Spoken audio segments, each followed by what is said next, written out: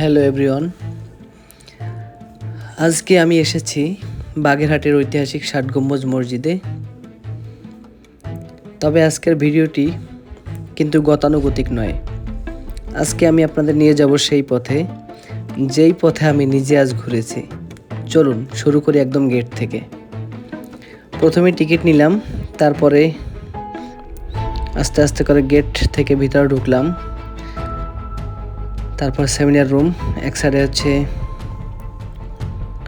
পুরুষ টয়লেট, অপর সাইডে মহিলা টয়লেট। একটু সামনে এগোলাম, তারপর ঢুকেই দেখলাম এখানে ষাট গম্বুজ মসজিদের সেই জাদুঘর, যেখানে মসজিদের সেই শুরু থেকে খাজা খানজাহান আলীর ব্যবহৃত সেই জিনিসপত্র, যা অনেক আগে থেকে বিভিন্নভাবে সংগ্রহ করা হয়েছিল, একদম সেই প্রাচীন আমলের মৃৎপাত্র থেকে শুরু করে বিভিন্ন প্রত্নতাত্ত্বিক নিদর্শন। এগুলো দেখলে বোঝা যায় যে আমাদের পূর্বপুরুষরা কতটা শৈল্পিক আর দক্ষ ছিলেন। ইতিহাসের এই টুকরোগুলো হাতে না ধরলেও সামনে থেকে দেখার অনুভূতি অন্যরকম। আমি জাদুঘরের ভিতরে ঢুকলাম, সেখানে কোনো টিকিট নেই, শুধুমাত্র টাইম দেয়া, কোন দিন এখানে ভিতরে ঢোকা যাবে। আমি ভিতরে ঢুকলাম, আমার সাথে অনেক লোক ছিল, বহিরাগত অনেক লোকও ছিল, সবাই ঘুরে দেখতেছিল। বেশ ভালোই লাগছিল, তবে দেখে অনেকটা আবেগ আপ্লুত হয়ে গেছিলাম যে আসলে আমাদের বাগেরহাটের এতটা সৌন্দর্য বা এতটা ইতিহাস ঐতিহ্য বহন করতেছে সেই ষাট গম্বুজ মসজিদের সেই ইতিহাসগুলো বা সেই পুরনো জিনিসগুলো আমরা দেখব।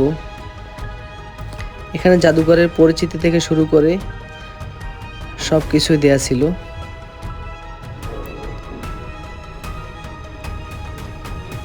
আমরা জানি এর নাম ষাট গম্বুজ, কিন্তু মসজিদে গম্বুজের সংখ্যা 81টি। এই রহস্যের ভিতরে ঢুকলে আপনি বুঝবেন কেন এটাকে বলা হয় সুলতানি আমলের শ্রেষ্ঠ স্থাপত্য। এই নালাটি হচ্ছে খাজা খানজাহান আলীর পানি নিঃসরণের নালা। তার ব্যবহৃত অনেক জিনিসপত্র এখানে সংরক্ষণ করা হয়েছে।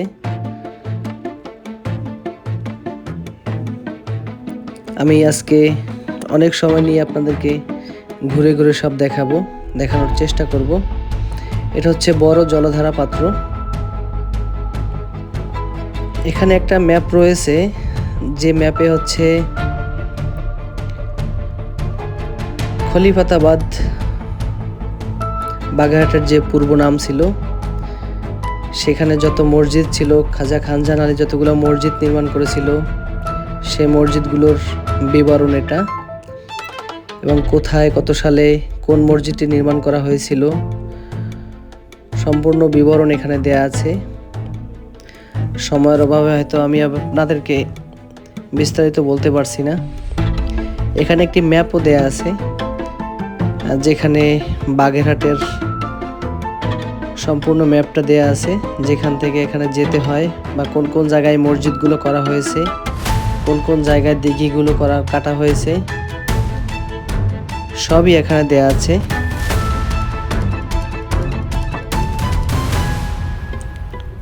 আসলে আমি অবাক হয়ে গেলাম যে এত সুন্দর একটা জায়গা, এত পুরাতন একটা জায়গা আমাদের বাগেরহাটে আছে। এটা সত্যি গর্বের বিষয়। এখানে যতগুলো মসজিদ বাগেরহাটে খাজা খানজাহান আলীর হাত ধরে হয়েছিল, খলিফাতাবাদের সেই মাটির নিচ থেকে যেসব জিনিসপত্র পাওয়া গেছিল, সবগুলো এখানে সংরক্ষণ করা হয়েছে। খাজা খানজাহান আলীর সেই নির্মিত প্রাচীন রাস্তা, এটি সেই রাস্তা, এটি সেই সিংড়া মসজিদ। আসলে আপনারা এখানে না আসলে বুঝতে পারবেন না যে আসলে কত কিছুই না আমাদের এখানে রয়েছে।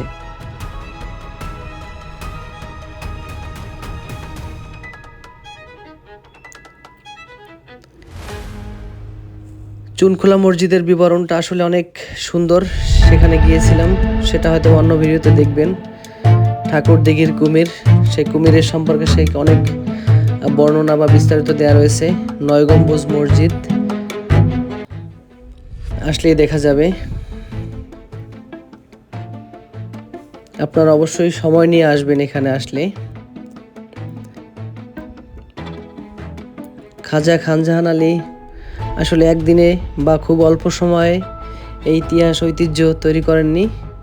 এখানে অনেক শ্রম, অনেক সময় দিতে হয়েছে তাকে। এই যে জিনিসগুলো দেখা যাচ্ছে, এগুলো হচ্ছে খলিফাতাবাদের সেই মাটির নিচ থেকে পাওয়া জিনিসগুলো। সেগুলো খুব যত্ন করে রেখে দেওয়া হয়েছে এবং আমাদেরকে ঢোকার সাথে সাথে এবং কাগজে লিখে দেওয়া হয়েছে যে গ্লাসে বা কোনো কিছুতে হাত দেওয়া যাবে না। আমরা হাত দেইনি, তবে আমরা ঘুরে ঘুরে সব দেখেছি। দেখে আমাদের খুব ভালোই লাগছিল, সবাই দেখতেছিল। এজন্য আমাদেরকে একটু দ্রুত অল্প সময়ের মধ্যে দেখতে হয়েছে।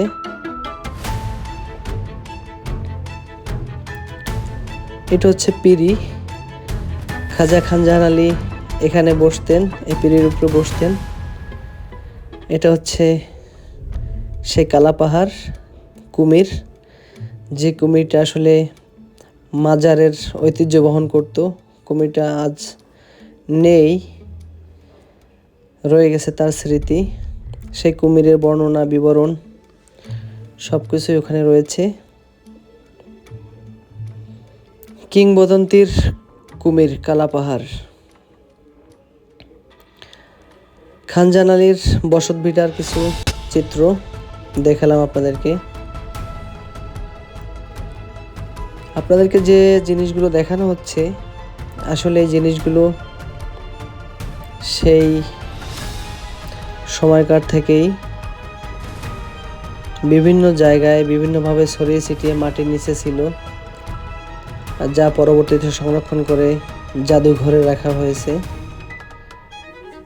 কিছু কিছু জিনিসপত্র আবার স্থানীয় কিছু লোকজনের সংরক্ষণে ছিল, তারাই জিনিসগুলো এখানে নিয়ে এসেছিল। আপনারা দেখলেই বুঝতে পারবেন যে ভিতরে কতটা আবেগ কাজ করে। আসলে ওখানে গেলে বা না দেখলে কাছ থেকে বোঝা যাবে না যে আমরা কত বড় একটা নিদর্শনের সাক্ষী।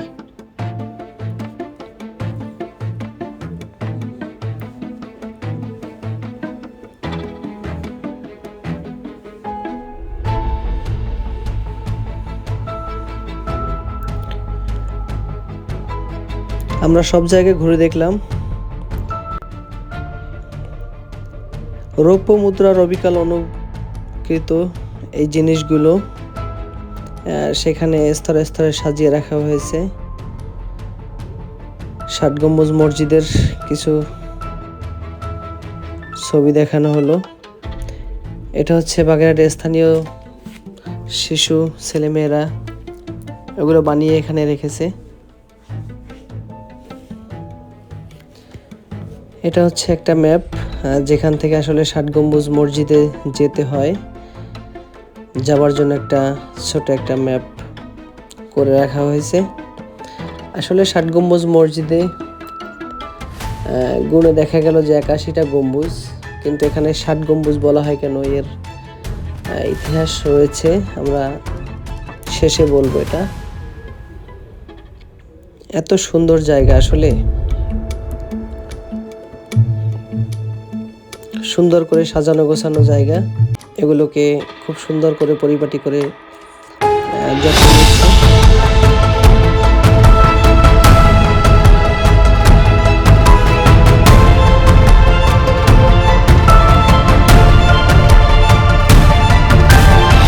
আমি যাচ্ছিলাম গেস্ট হাউসে, ওখানে আমাকে সামান্য সময়ের জন্য একটু আপ্যায়ন করলো। তারপর আমি বেরিয়ে গেলাম। হাঁটতে হাঁটতে মসজিদের দিকে যাচ্ছিলাম। তারপরও তারা আমার আমার সাথে যারা ছিল সবাইকে তারা একটু আপ্যায়ন করালো মিষ্টি ডাব দিয়ে, ডাবের পানি দিয়ে। এখানে যারা আসলে রেস্ট হাউস, সবার জন্য আসলে জায়গাটা উন্মুক্ত নয়, চাইলে আপনারা দেখে আসতে পারেন।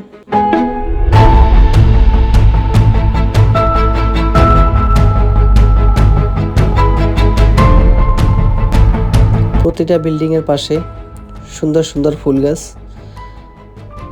সত্যি আমি মুগ্ধ হয়ে যাই।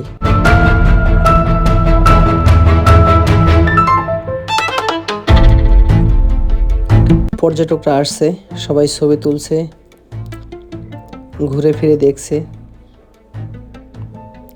সত্যি অসাধারণ জায়গা। ঘাস, ফুল গাছ সবকিছুই খুব যত্নের সহিত রাখা হয়। কেউ কোনো পাতা বা ফুল কেউ ছিঁড়তে পারতেছে না বা কেউ নষ্ট করতে পারতেছে না। আর সবাইকে বলে দেওয়া হয়েছে। ফুলগুলো, তাজা ফুলগুলো ফুটছে, মনে হচ্ছে যেন ছিঁড়ে নেই, কিন্তু আসলে ছেঁড়া যাবে না, বা ছিঁড়লে হয়তো বা ফুলগুলোর সৌন্দর্য নষ্ট হয়ে যাবে। এখানে পর্যটকরা যারা ভ্রমণ করতে আসেন বা দেখতে আসেন, তারা এখানে বসে মাঝে মধ্যে বিশ্রাম নেন।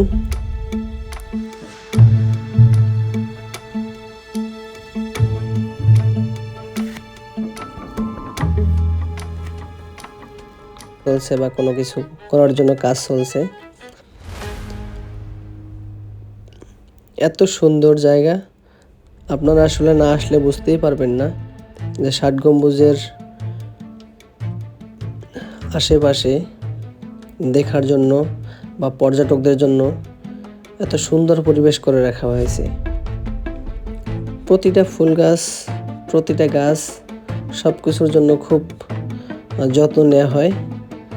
ফুলগুলো তাজা তাজা গোলাপ ফুটে রয়েছে।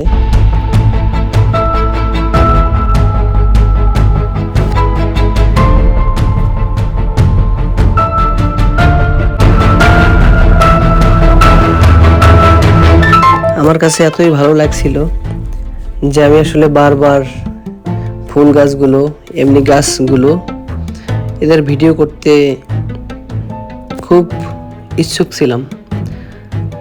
মানে আমার মনে হচ্ছিল না যে আমি এখান থেকে আসলে সরে যাই বা চলে যাই। মনে হচ্ছিল যে ফুলগুলো আমাকে ডাকছে। সত্যি অসাধারণ ফুলগুলো, দেখলে চোখ জুড়িয়ে যায়।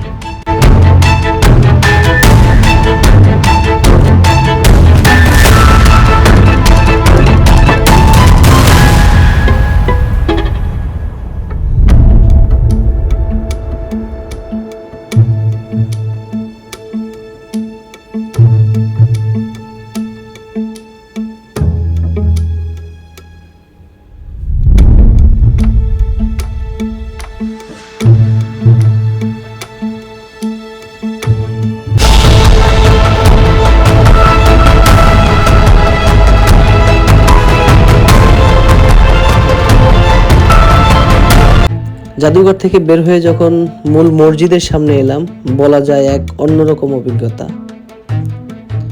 ৫০০ বছরের পুরনো এই স্থাপনার সামনে দাঁড়িয়ে নিজেকে খুব ছোট মনে হচ্ছিল।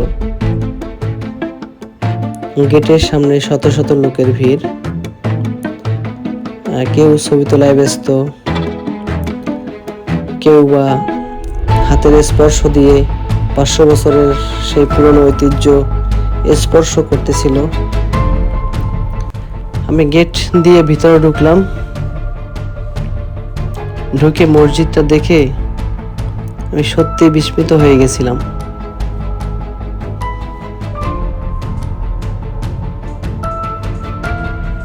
এত সুন্দর একটা স্থাপনা, এত ঐতিহ্য বহন করে একটা স্থাপনা, যা আসলে সত্যি আমাকে মুগ্ধ করেছে।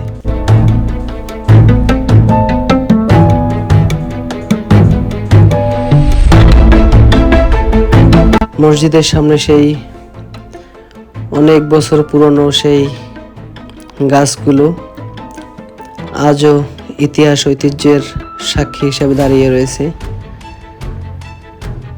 মসজিদটি আসলে এত সুন্দর, খাজা খানজাহান আলী মসজিদটিকে মনের মাধুরী দিয়ে তৈরি করেছিলেন। সেই পোড়ামাটির গাঁথনি অনেক সুন্দর। এটা হচ্ছে মসজিদের সামনের সাইড, যেখান থেকে আসলে সবাই গেট থেকে ঢুকছে, সবাই দেখছে। এখানে খাজা খানজাহানের যারা শাগরেদ ছিল বা যারা সাথে থাকতো তাদের কবরস্থান, তাদেরকে মসজিদের মাঠের বাম সাইডে দাফন করা হয়েছিল।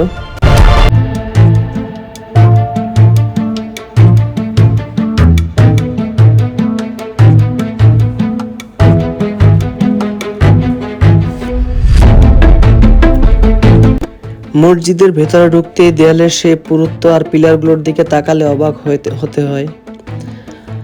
আমরা জানি এর নাম ৬০ গম্বুজ, কিন্তু আসলে এখানে গম্বুজের সংখ্যা ৮১টি। মসজিদের সামনে সেই বিশাল মাঠ। এটা হচ্ছে মসজিদের উত্তর সাইড, যেখান থেকে আসলে মহিলাদের জন্য ঢোকাটা সহজ। তাদের জন্য নামাজের ব্যবস্থা উত্তর সাইড থেকে রাখা হয়েছে। সুবহানাল্লাহ, এত সুন্দর নিদর্শন, এত সুন্দর জায়গা। ৫০০ বছর আগে সেই নিদর্শন, যা আমাকে সত্যি অভিভূত করেছে।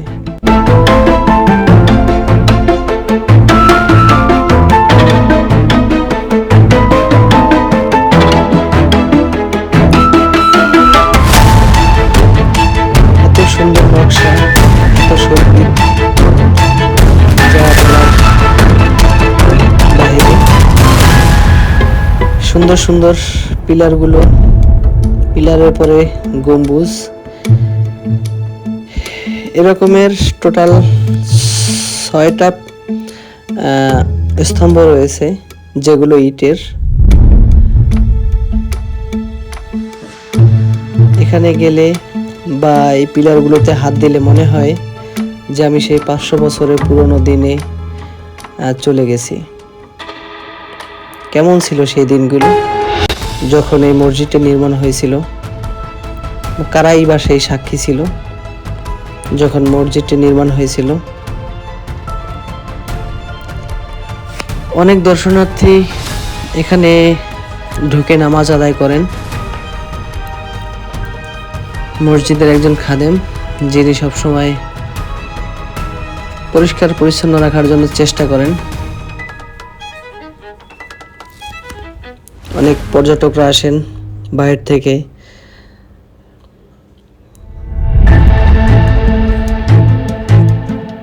সত্যি অসাধারণ।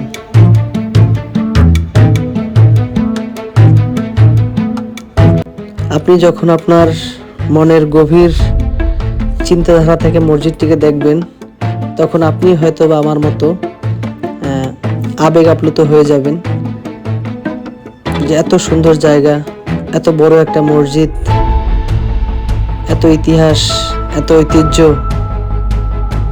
বহন করছে। মসজিদের ইটগুলো, সেই পুরনো সেই ইটগুলো এখনো দেখা যাচ্ছে।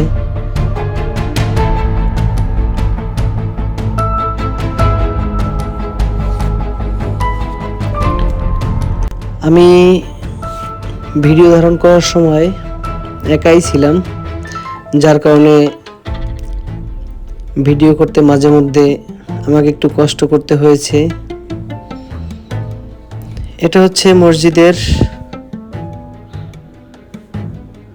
উত্তর সাইড, যেখান থেকে আমি কেবলই মসজিদে ঢুকলাম। মসজিদের দেয়ালগুলো সে ৫০০ বছরের পুরনো দেয়াল। প্রতিটা ইট মনে হচ্ছে যেন খাজা খানজাহান এবং তার অনুসারীদেরকে মনে করিয়ে দিচ্ছে আমি যখন মসজিদের সামনের সাইডে চলে আসলাম, অর্থাৎ পশ্চিম সাইডে, তখন দেখলাম যে একজন বয়স্ক লোক, যিনি মসজিদের বিভিন্ন জায়গা, বিভিন্ন পিলার এবং দেওয়ালের পুরুত্ব মাপতেছিল এবং কাগজে টুকতেছিল। আসলে মসজিদটি নিয়ে সে হয়তোবা, আমি তার কাছে জানতে চাইলাম, সে বলল মসজিদটি নিয়ে আসলে আমি গবেষণা করতেছি, বা সে অনেক কিছু বের করার চেষ্টা করতেছিল। মসজিদটি কিভাবে কি নির্মাণ হয়েছিল। আমি মসজিদের সামনের দিক থেকে বের হব, সবাই তাকে দেখতেছিল। সে অবশ্যই আমার ক্যামেরার সামনে কথা বলতে রাজি হননি। তারপর আমি চলে আসলাম সেই দিঘির পারে। যেই দিঘিতে কুমির থাকে সেই দিঘি এটা না, এটা হচ্ছে মসজিদের সামনের যে দিঘিটা, অনেক বড় দিঘি। সূর্য অস্ত যাচ্ছিল, পানির নিচ থেকে সূর্যটা মনে হচ্ছিল ভেসে উঠছে। সত্যি অবাক করার মতো দৃশ্য।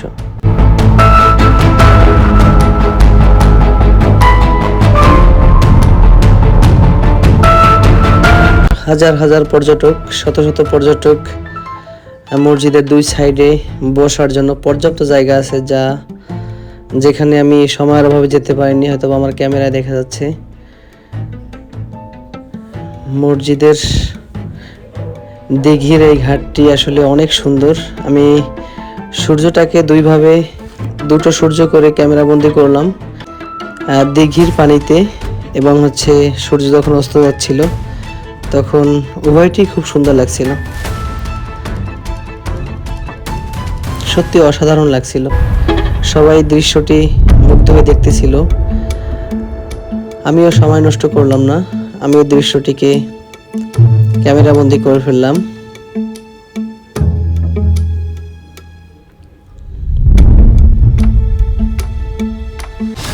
মসজিদ থেকে বেরিয়ে এখানে এসে বসলে মনটা একদম ফুরফুরে হয়ে যায়।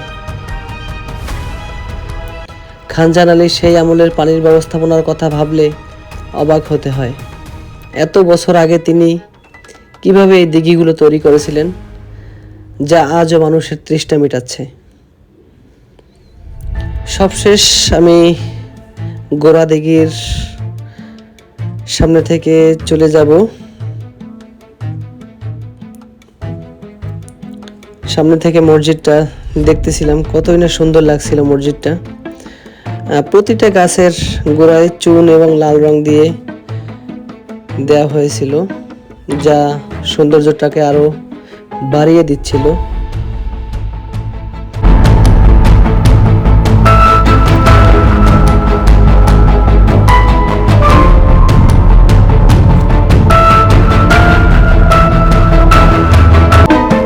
সবাই মসজিদে আসরের নামাজের সময় হচ্ছিল, তখন আমিও নামাজ পড়ার জন্য মসজিদে ঢুকবো। তখন দেখলাম অনেক দর্শনার্থী মসজিদে ঢোকার চেষ্টা করতেছিল। যাক, আমি নামাজটা শেষ করে বের হলাম। এখন আমি বের হয়ে যাব। আমি গেট থেকে বের হওয়ার জন্য গেটের দিকে চলে এসেছি। বারবার পিছনে ফিরে তাকাচ্ছিলাম যে এত সুন্দর পরিপাটি, এত সুন্দর দৃশ্য, মনোমুগ্ধকর দৃশ্য, যা আসলে ভুলবার মতো নয়। মসজিদের বাইরে গেটে থেকে বের হয়ে মনে হচ্ছিল যে একটু অপূর্ণতা রয়ে গেছে, তাই আবারও আমি একটু পিছনে ফিরে ভিডিও করলাম।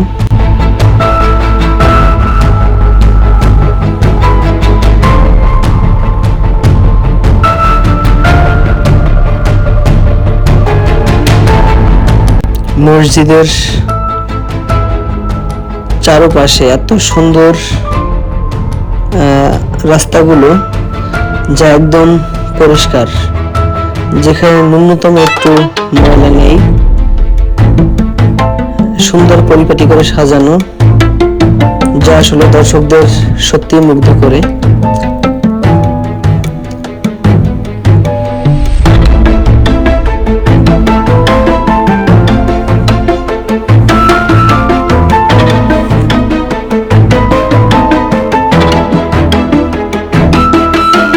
মূল মসজিদ আর এই শান্ত দিঘির পার সব মিলিয়ে আজকের দিনটা ছিল এক অসাধারণ একটা দিন।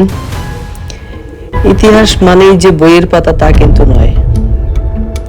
যখন আপনি নিজে এই জায়গাগুলোতে হাঁটবেন, তখন এই মাটির গন্ধ আর ইটের গন্ধে ইতিহাস কথা বলে উঠবে।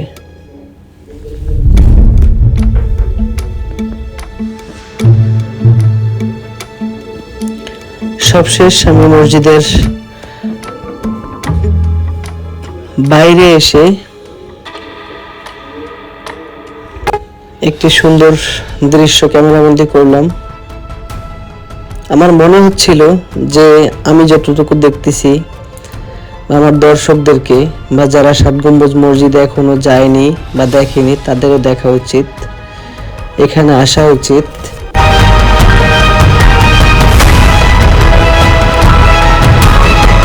অনেক সুন্দর একটা জায়গা।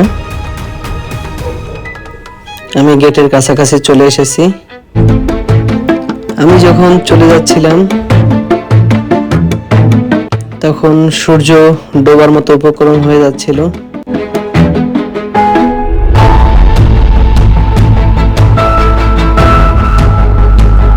মসজিদটা হয়তোবা আপনি চোখের দেখা দেখলে হয়তোবা আপনার মনে কোনো কিছু নাও আসতে পারে, কিন্তু আপনি যখন মনে করবেন যে আজ থেকে 500 বছর আগে খাজা খানজাহান আলী মসজিদটিকে নির্মাণ করেছিলেন, কত শত লোক, কত ইট, কত পাথর, কত বালু, কত শ্রমিক এখানে কাজ করেছিল, কত ঐতিহ্য, কত ইতিহাস সেখানে লুকায়িত ছিল, যা আসলে আমি বলে শেষ করতে পারবো না। আজকে আমি চলে যাচ্ছি। আশা করি আমার এই জার্নিটা আপনাদের ভালো লেগেছে। আপনারা যারা এখনো এখানে আসেননি, প্ল্যান করে ফেলুন। আর হ্যাঁ, ভিডিওটা কেমন লাগলো অবশ্যই জানাবেন। দেখা হবে পরের কোনো ভ্রমণে। ততক্ষণ ভালো থাকবেন আর আমার পাশে থাকবেন, যেহেতু আমি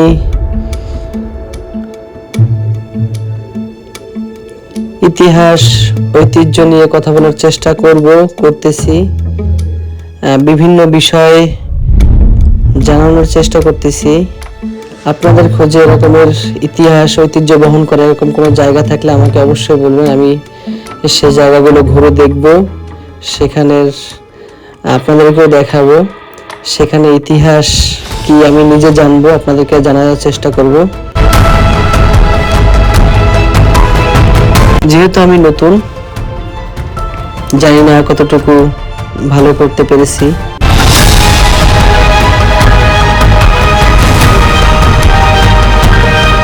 সবশেষ মসজিদ প্রাঙ্গণ থেকে বেরিয়ে আসলাম। খাজা খানজাহান আলী মৃত্যুর সময় কিছু কথা বলে গেছিল, সেখান থেকে আমাদের শিক্ষা নেওয়া উচিত। সবাই ভালো থাকবেন, সুস্থ থাকবেন। আমার নতুন জার্নিতে সবাই সাহায্য